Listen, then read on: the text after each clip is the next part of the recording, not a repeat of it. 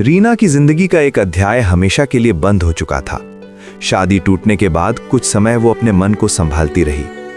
कुछ हफ्तों बाद वो अपनी मौसी के घर पहाड़ी कस्बे में रहने आ गई ताकि माहौल बदल सके। वहीं उसकी मुलाकात समीर से हुई। समीर मौसी का पड़ोसी था, शांत स्वभाव, कम बोलने वाला लेकिन गहरी सोच रखने वाला इंसान।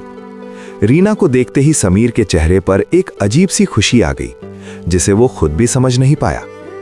एक दिन समीर ने रीना से कहा, अगर बुरा ना लगे तो मैं तुम्हें आसपास की जगहें दिखा दूं। दोनों साथ निकल पड़े, कभी हरे भरे खेतों के बीच, कभी पहाड़ों की ढलानों पर चलती पगडंडियों पर। खुली हवा में रीना को पहली बार सुकून महसूस हुआ। उसकी हंसी वापस लौटने लगी। दूर से ये सब देखकर समीर खुश तो था, लेकिन उसके मन में एक सवाल बार बार उठ रहा था, क्या रीना फिर कभी किसी पर भरोसा कर पाएगी? शाम ढलते ही दोनों घर लौट आए। समीर की स्कूटी आंगन में रुकी। अंदर जाकर वे खाने की मेज पर बैठे। खाना शुरू हुआ, लेकिन समीर अचानक चुप हो गया। उसके चेहरे की मुस्कान कहीं खो गई।